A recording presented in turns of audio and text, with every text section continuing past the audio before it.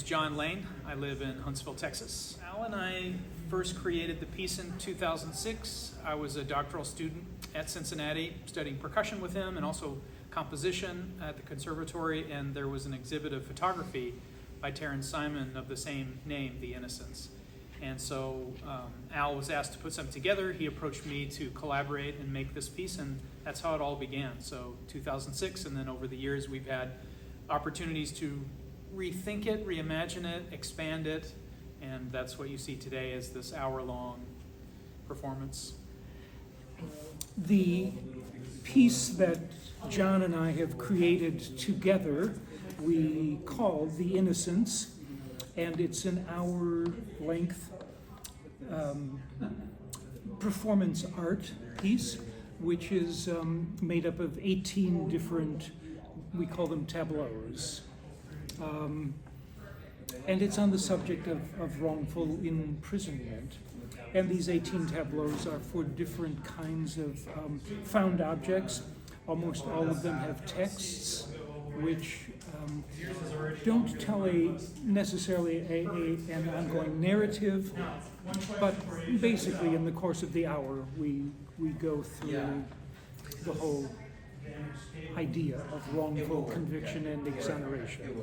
All of the instruments, all of the sounds are things that we collected. We discussed over the course of the few years that we made the piece. The piece kept growing over years, and as we would, one or the other of us gets a new idea for something to add, and then we have to go and source the kind of sound that we think we need for that idea.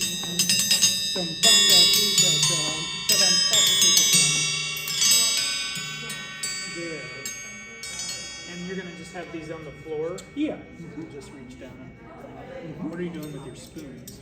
You know, I'm gonna keep one spoon and just use it like this and pick up these two like this. Oh, so you have kind of a soft one and a hammer? Exactly. Staring in. Staring out through the bars. Waiting.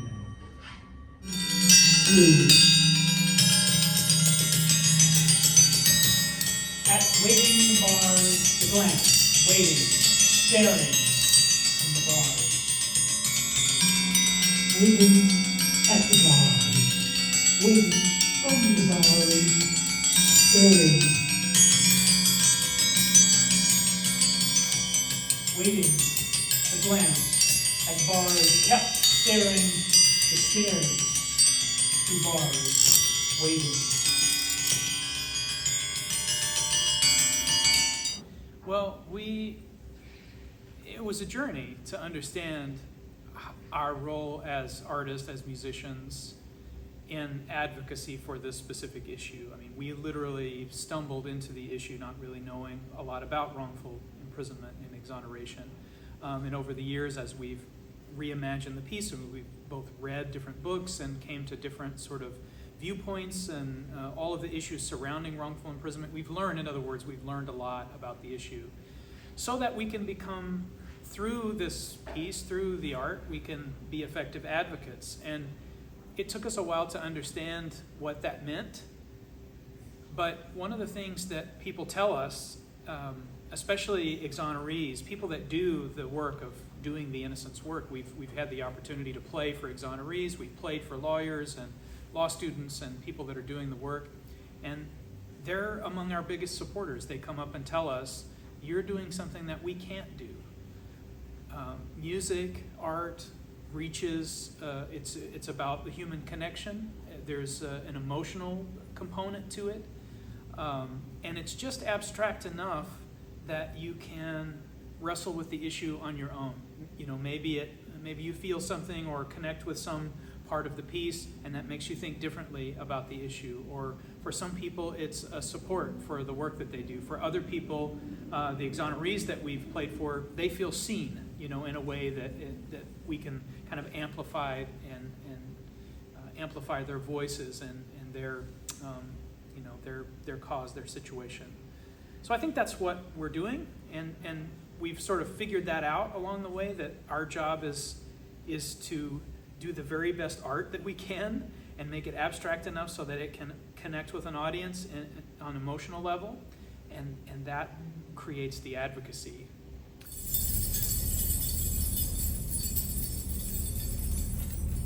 Justice is blind. Justice is served. Justice is a lady, blind goddess, a myth, a miracle, a machine. Justice is relative, rooted in confidence. Justice is revenge. Justice is a cross, is a name, is a game, is a right.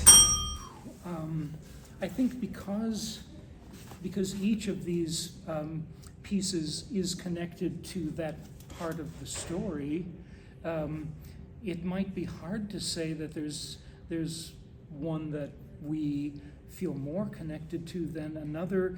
Of course, the rock, the smashing of the rocks, which references chain gangs, prison gangs. It's accompanied by recordings of actual chain gangs in the 1930s. But there are many things which we specifically thought about, that this kind of issue of wrongful incarceration, getting caught up in this criminal justice system, it affects homeless people a great deal, people at a certain socioeconomic level. So that's why we wanted to make sure that it reflected, we're playing on cardboard boxes and tin cans and using newspapers. That's the idea of where the sound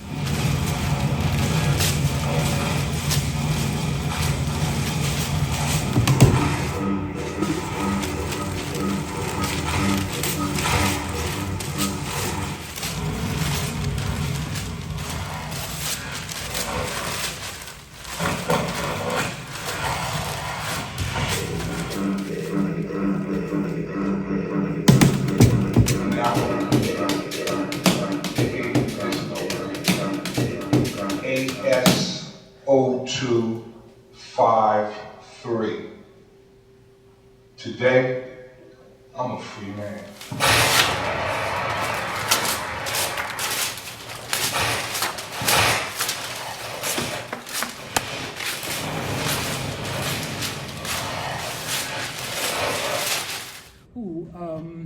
There are, in fact, some pieces in the hour which are actually prison diaries or poems written by prisoners.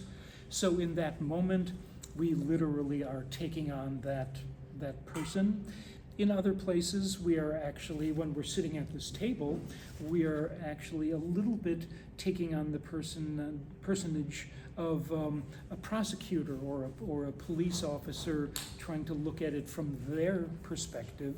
So throughout the hour, it continually shifts. And some of the pieces are extremely abstract. They're meant to be confusing, thought-provoking, I hope, but abstract, contemporary sound art.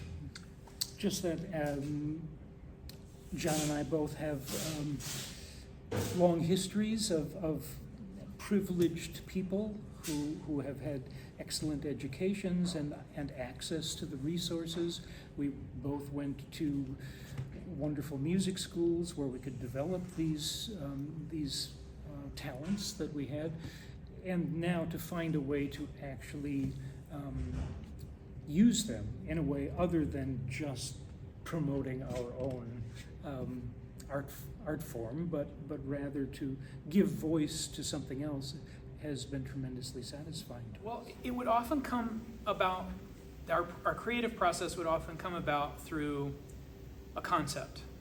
So a good example of that might be the interrogation scene. So right in the middle of the piece is the longest movement of the whole show is an interrogation. And I found we had discussed the concept of an interrogation. What are we going to do? Are we going to interrogate the audience? Are we going to interrogate each other? How's this going to play out? So I started doing some research, and I found a text of an actual interrogation that led to a false confession. All right. So I made an electronic track that used the sound of some of the other elements that we had. Some of the chains are in there.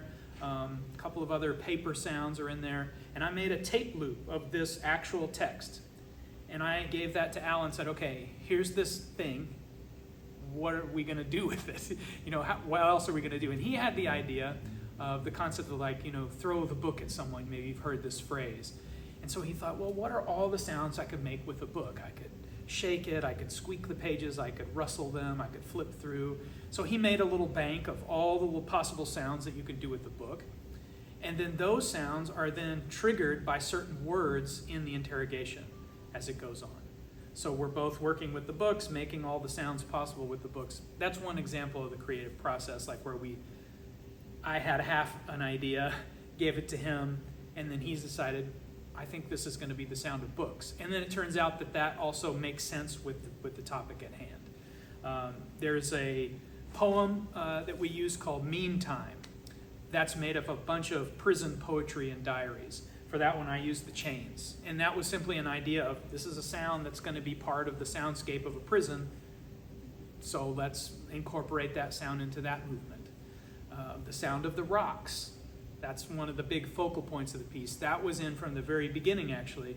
And that was one where I found another audio recording of a chain gang from the 1930s, I believe it is, Alan Lomax's recording in Angola prison of prisoners, breaking rocks. So we break the rocks literally right along with them in that historic. So it connects to a kind of historical context there.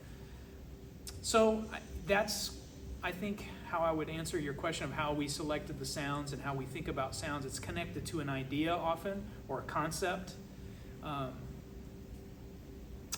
Of course, Maria's prison bars, when we had the opportunity to do this show and we were going to incorporate that, that was an element that we hadn't had in the show, and why had we not thought of that? So that's another, and those actually tend to be just really beautiful sounds in and of themselves.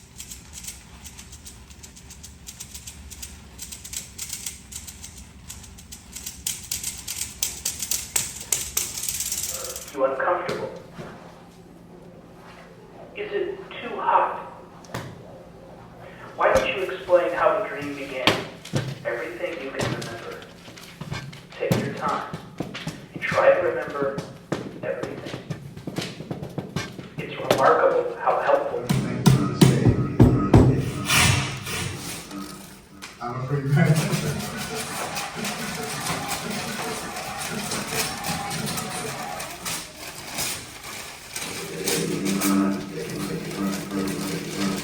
My name is Vincent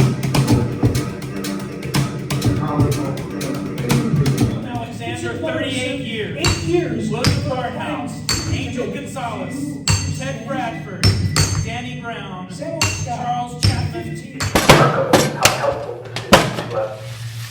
That's the reason we're going over it again. Did you see him? I think you said before that she was 4 or 5 steps away from the door.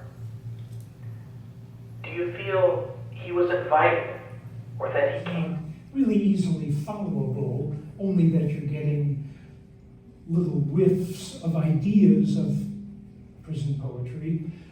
That's going to be followed by something that you can tap your toe to and that you know what's going on. Because ultimately, all of us, in whatever medium it is, who are making art that wishes to interface somehow with some social issue, the success of that art is only ultimately as good as the art itself.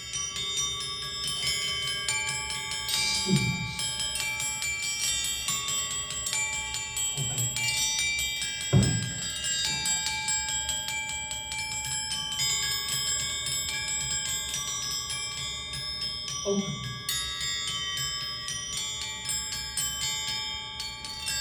Open. Open.